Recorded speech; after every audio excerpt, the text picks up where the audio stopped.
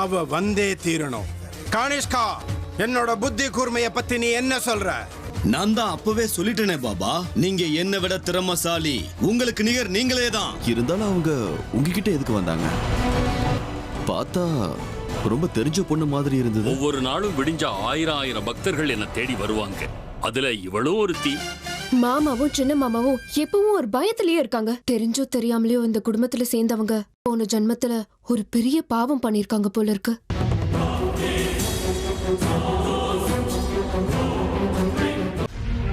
என் புருஷனோட குடும்பத்துக்கு நிம்மதி, அமைதி, சந்தோஷம் கிடைக்கணும்னு சாந்தி ஹோமம் பண்ணிட்டு வரலான்னு போனேன் பாட்டி. பாத்தீங்களா பாட்டி,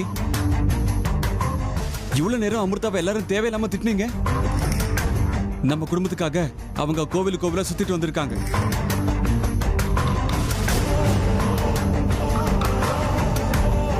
ஆமா பாட்டி, கண்ணால பார்த்தாலும் தீர விசாரிக்கணும்னு சொல்லுவாங்க. பாத்தியா சித்ரா? பார்த்தேன். அமிர்தா, நீ செஞ்சதெல்லாம் சரிதாம்மா. ஆனா எங்க கிட்ட ஒரு வார்த்தை சொல்லிட்டு போயிருக்கலாம் இல்லையா? இல்ல அத்தை, எனக்கு தெரியும் நீங்க எல்லாருமே என் மேல பாசமும் அன்பும் வச்சிருக்கீங்க.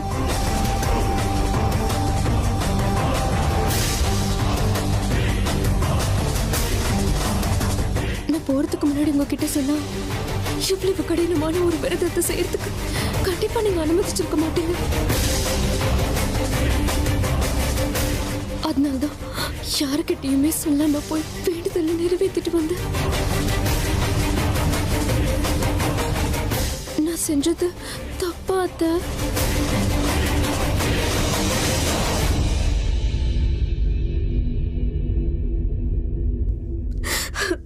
அதெல்லாம் இருக்கட்டும், முதல்ல பிரசாதம் எடுத்துக்கோங்க. இனிமே நம்ம குடும்பத்துல இருக்கிறவங்களுக்கு எந்த பிரச்சனையும் வராது.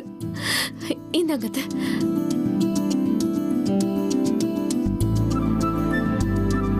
பாட்டி, பிரசாதம் வாங்கிக்கோங்க.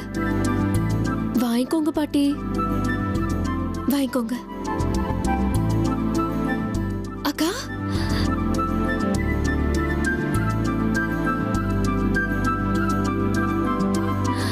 வாங்கிக்கோங்க மாமா.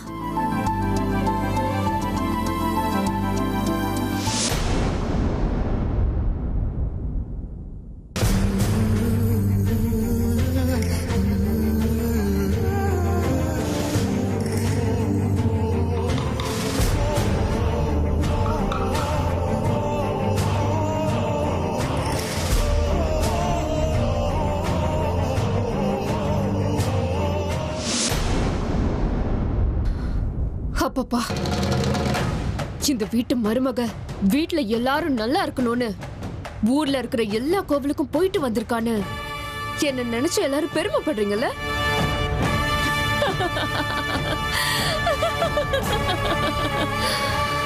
எல்லாரும் எவ்வளவு அப்பாவியா இருக்கீங்க. நான் என்ன கதை சொன்னாலும் அநியாயத்துக்கு நம்புறீங்க. இருக்கணும், இந்த நம்பிக்கை இப்படியே இருக்கணும். பாத்துக்கிட்டே இருங்க. நீங்க என் மேல வச்சிருக்கிற நம்பிக்கையை ஆதாரமா வச்சு ஒவ்வொருத்தருக்கும் எப்படி குழி தோண்ட போறேன்னு பாருங்க. ஒருத்தரை கூட விட்டு வைக்க போறது இல்ல. இது நான் வேண்ட அந்த பரமேஸ்வரன் மேல ஆன பழி தீக்கணுங்கிற என் தாகத்தை தீர்த்துக்காம நான் விட மாட்டேன்.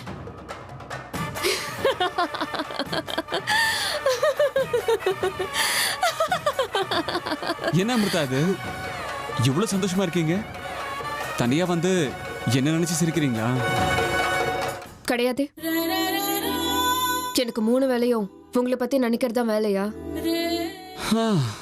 சரி, அதென்ன வீட்டுல எல்லார் கையிலும் பிரசாதம் கொடுத்தீங்க, எனக்கு மட்டும் கொடுக்காம வந்துட்டீங்க. உங்களுக்கு கொடுக்கணும்னு எனக்கு தோணல.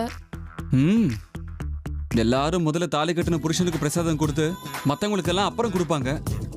ஆனா நீங்க என்னடானா? நான் தான் ஏற்கனவே சொல்லிட்டேன்ல, நான் மத்த பொண்ணுங்க மாதிரி இல்ல. இந்த அமிர்தா வேற மாதிரி. சரி விடுங்க, நீங்க வேறதான், உங்க ஸ்டைல் வேறதான். எல்லாரும் முன்னாடியும் கொடுக்க ஒரு மாதிரி இருந்திருக்கலாம். அதனால தானே தண்ணியா ரூமுக்கு வந்து புருஷனுக்கு ஸ்பெஷலா பிரசாதம் கொடுக்கலான்னு பிளான் போட்டிருக்கீங்களா? அதெல்லாம் ஒண்ணும் இல்ல. எல்லாரும் முன்னாடியும் கொடுக்கலன்னா அதானே அர்த்தமா இருக்கும். சரி, உங்க இஷ்டத்துக்கு நீங்க என்ன கற்பனை பண்ணிக்கிட்டாலும் அதுக்கு நான் பொறுப்பு இல்ல. சரி சரி, முதல்ல பிரசாதம் கொடுங்க. கொடுங்க. பக்தர் கேட்டு பிரசாதம் கொடுக்கலன்னா அந்த சாமி கூட கோவம் வருங்க. சரி. நோ நோ நோ நோ, நான் கேட்டது இந்த பிரசாதம் இல்லைங்க. பின்ன வேற என்ன பிரசாதம்? இங்க இருக்கிறது ஒரு பிரசாதம் தான். இது கோவில் உங்களுக்கு அர்ச்சகர் கொடுத்த பிரசாதம். நான் உங்ககிட்ட கேட்கறது, ஏன் தேவதை இந்த பக்தனுக்கு கொடுக்க வேண்டிய பிரசாதம்? அப்படிலாம் ஒண்ணும் இல்ல. போறீங்களா இங்க இருந்து? ஏங்க சீக்கிரம் கொடுங்க, சும்மா என்ன வெறுப்பேத்தாதீங்க. ம்.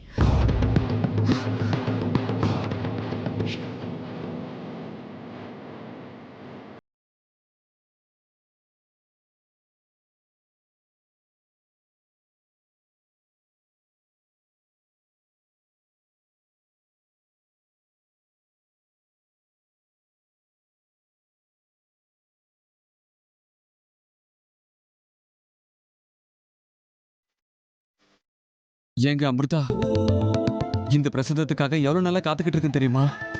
இத்தனை நாளோட இது வடியோட சேர்த்து கொடுக்கணும், புரிஞ்சுதா? பிரசாதத்துல திராட்சை, முந்திரி, ஏலக்காய்லாம் கொஞ்சம் அதிகமா இருக்கணும். பார்க்கும்போதே எனக்கு போதை ஏறினுங்க. ஏங்க சீக்கிரமா கொடுங்க. பக்தரை ரொம்ப நேரம் காக்க வைக்க கூடாதுன்னு சொல்லுவாங்க. நம்ம காதல் புராணத்துல கூட எழுதிருக்குங்க. அப்படியா? சரி, இந்தாங்க.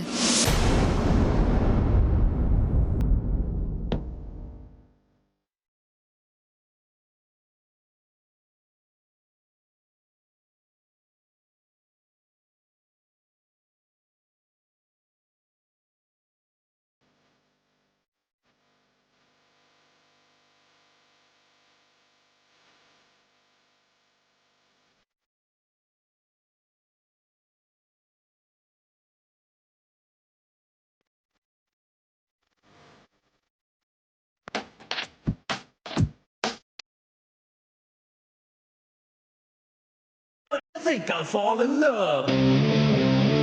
I'm wacky, oh yeah.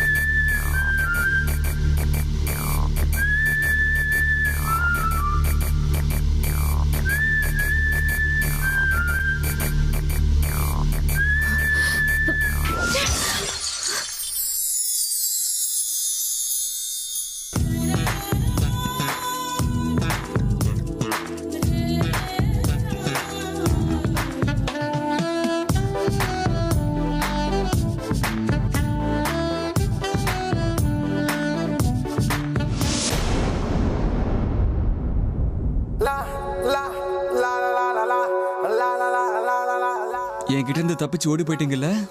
போங்க போங்க, எங்க போயிடுவீங்க? நீங்க எங்க போனாலும் திரும்பி இங்க வந்தே தீரணும். நீங்க வரணும் தான் நான் காத்துக்கிட்டு இருக்கேன்.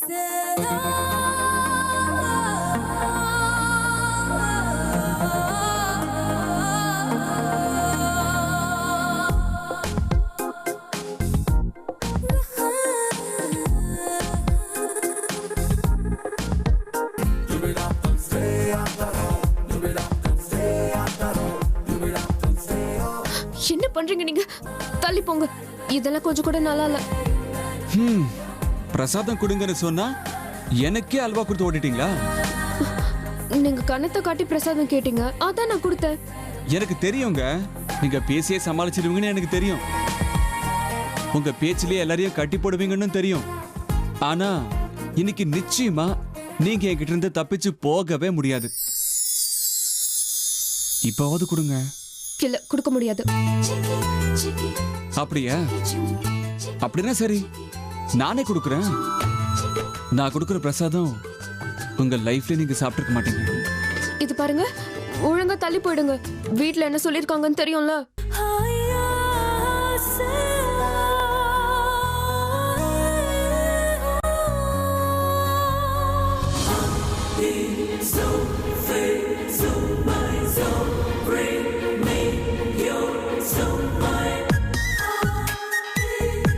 என்ன சொல்லியிருக்காங்க?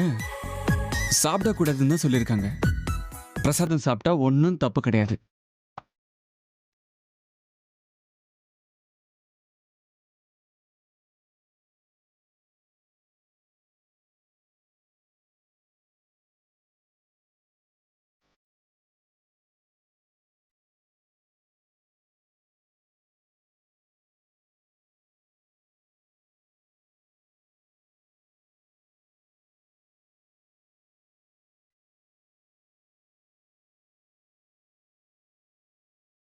இது பாருங்க அமிர்தா, இந்த ஜென்மத்துல மட்டும் இல்ல, எல்லா ஜென்மத்திலையுமே நீங்க தாங்க என்னோட காதல். நீங்க தான் என் வாழ்க்கை. I love you Amrita. சரி,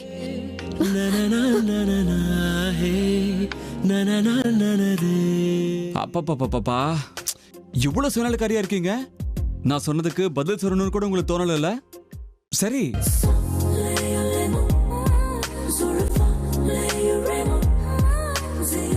உங்களோட அழகான இந்த கண்களை இப்படியே பார்த்துக்கிட்டே உட்காந்துக்கிட்டே இருக்கேன். அதுக்கப்புறம் நீங்களே என்னை பார்த்து ஐ லவ் யூன்னு சொல்லுவீங்க.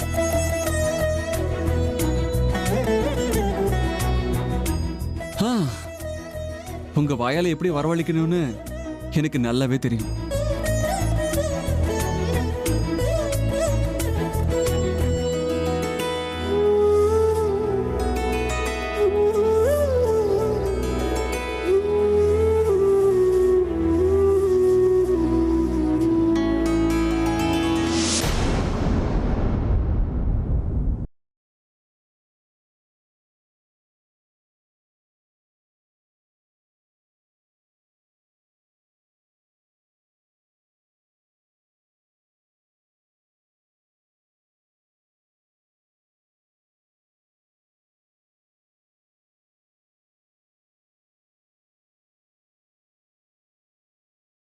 ரட்சிப்பான்னு நினைச்சேன்.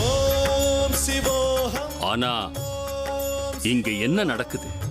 துஷ்டர்களோட கை மேலோங்கிக்கிட்டே இருக்கு. ஒருவேளை அப்படி நடந்தா பெரிய தவறுகள்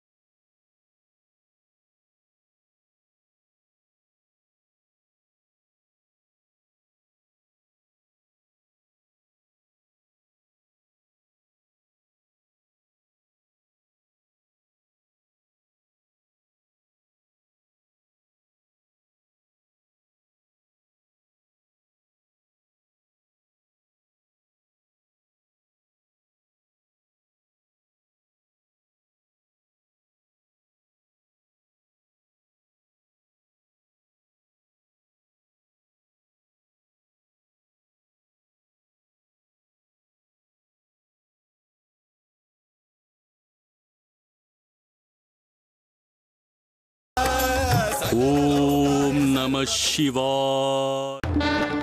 ருத்ரா, உன் மனசுக்குள்ள எத்தனையோ கேள்விகள் பொங்கி வழியுதுன்னு எனக்கு தெரியும். ஆனா நான் சொல்றத கேளு. அந்த நாகராணி ஏற்கனவே தன்னோட சக்திகளெல்லாம் இழந்து இப்ப சக்தி இல்லாம நிக்கிறா. அப்படியே பாபா?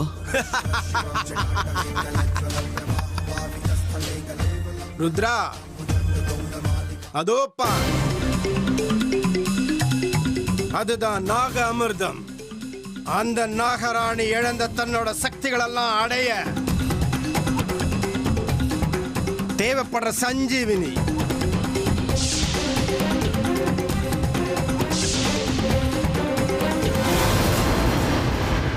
இத அடையறதுக்கு அந்த நாகராணி இங்க வந்தே தீரணும் ருத்ரா. அந்த நேரத்துக்கு தான் நான் காத்துக்கிட்டு இருக்கேன். அப்போ அந்த பூ, அந்த கழுகு, அது நம்ம ஆளுதான். நமக்கு உதவி செய்யறதுக்காக வந்திருக்கிற நாகலோகத்து பாம்பு. நீ அப்ப பாத்தியே ஒரு பூ, அதுதான் நாக புஷ்பம்.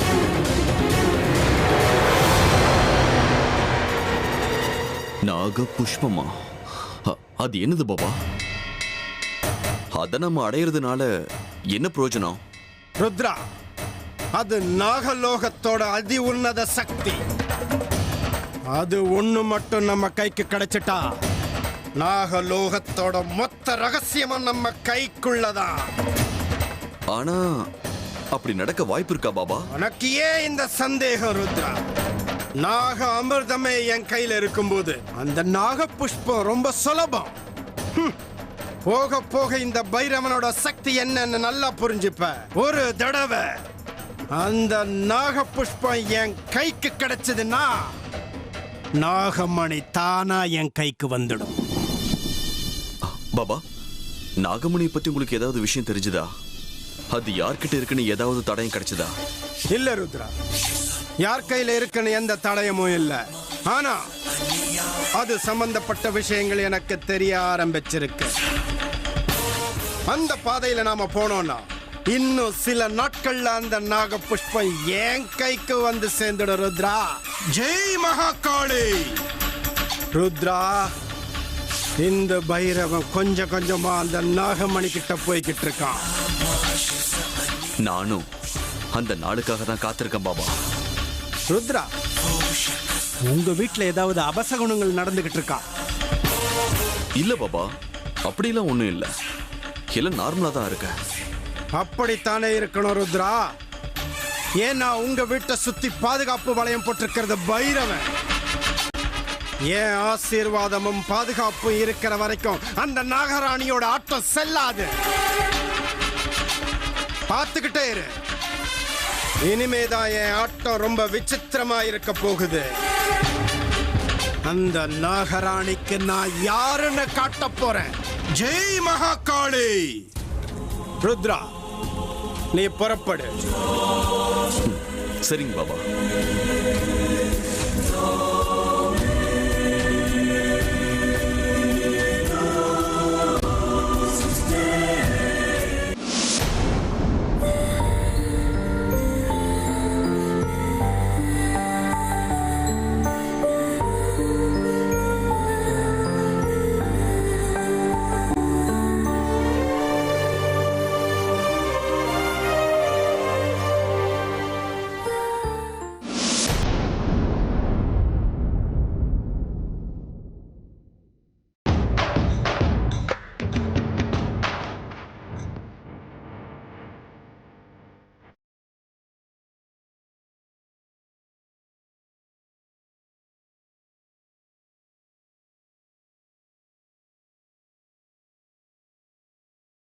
என்ன பைத்தியக்காரத்தனம் இது?